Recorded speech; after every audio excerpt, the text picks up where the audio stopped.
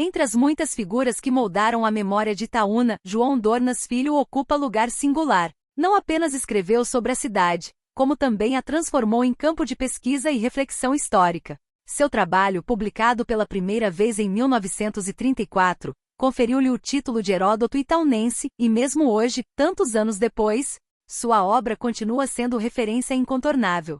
Segundo o historiador Guaraci de Castro Nogueira, Dornas tinha plena consciência das limitações de sua época. Confessava não dispor de todos os meios necessários, mas afirmava a convicção de que cabia a ele recolher o que se podia recolher, registrar o que fosse possível, com a serenidade de quem sabia que a posteridade completaria os espaços em branco. Seu livro, intitulado simplesmente Itaúna, é uma síntese de esforço e devoção.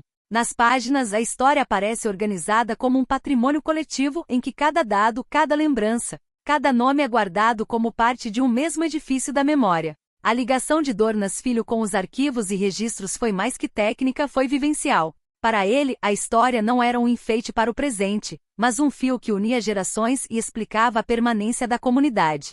Afirmava que recolhera dados esquecidos em bibliotecas, nos arquivos da tradição, coordenando-os para que os anos não malbaratassem ou destruíssem. Esse gesto de humildade e zelo é o que marca sua trajetória como historiador. Dornas não buscava a glória pessoal, mas a preservação de uma verdade que pertencia a todos. Na sua pena, a cidade não ganhava apenas contornos geográficos, mas densidade histórica. Era a vida de famílias, fazendas, ruas e igrejas que se entrelaçava, compondo a tessitura de um destino comum. Entre os muitos episódios que registrou, destacou-se a figura de Antônio Gonçalves da Guia e seus descendentes. Dornas identificou nele um dos primeiros povoados de Santana do São João acima. Os documentos que utilizou, cuidadosamente levantados pela pesquisa do Dr. Guaraci Nogueira, como a Carta de Sesmaria datada de 1801, confirmavam que Gonçalves da Guia havia recebido terras devolutas à margem do São João. Essa posse foi o início da fixação de sua família, que se tornaria uma das mais expressivas do lugar. Os registros mostram que já no final do século XVIII, Antônio Gonçalves se consolidava como lavrador estabelecido.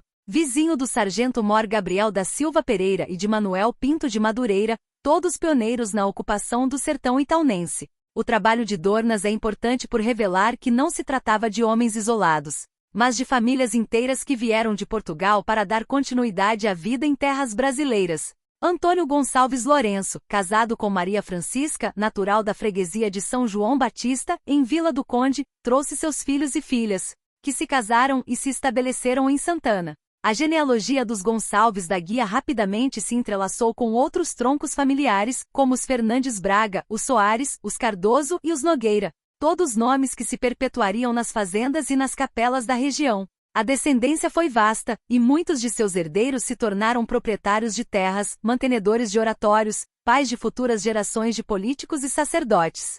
É revelador observar que mesmo no ato de partilhar bens, a presença da religiosidade era constante, seja na forma de doações para celebrações, seja no cuidado em assegurar que os herdeiros preservassem oratórios e imagens de devoção. O ramo da família que se firmou em Itaúna atravessou o século XIX com força e tradição.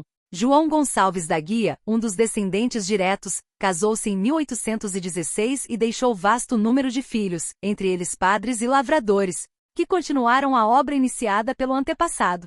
Francisco José da Guia, outro descendente, tornou-se proprietário de terras na aplicação do Morro de Mateus Leme. O entrelaçamento de casamentos ampliou as ligações da família, reforçando o papel dos Gonçalves da Guia como eixo de sustentação da sociedade local. Ao longo do tempo, outras famílias se agregaram a esse tronco, como os Pereira da Silva, os Fernandes Braga e os Herculano Pereira. Estes últimos, descendentes de Manuel Pereira da Silva, o Moço, e de Herculana Petronilha, neta de Antônio Gonçalves, criaram uma tradição que se perpetuou no culto religioso, no zelo pelas capelas e na vida política da cidade. O apelido Herculano, repetido entre gerações, tornou-se um emblema de continuidade. Muitos dos que hoje habitam Itaúna reconhecem nessa herança um testemunho de identidade. Assim, a obra de Dornas Filho, combinada com a documentação genealógica e com a tradição oral, permite compreender que a história de Itaúna não se explica sem os Gonçalves da Guia.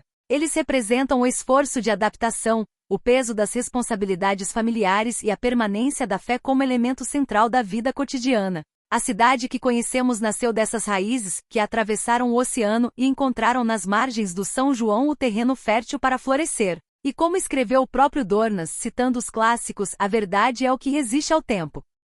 Texto extraído do caderno Opinião, por Rafael Corrade Nogueira, edição número 1650 de 30 de agosto de 2025.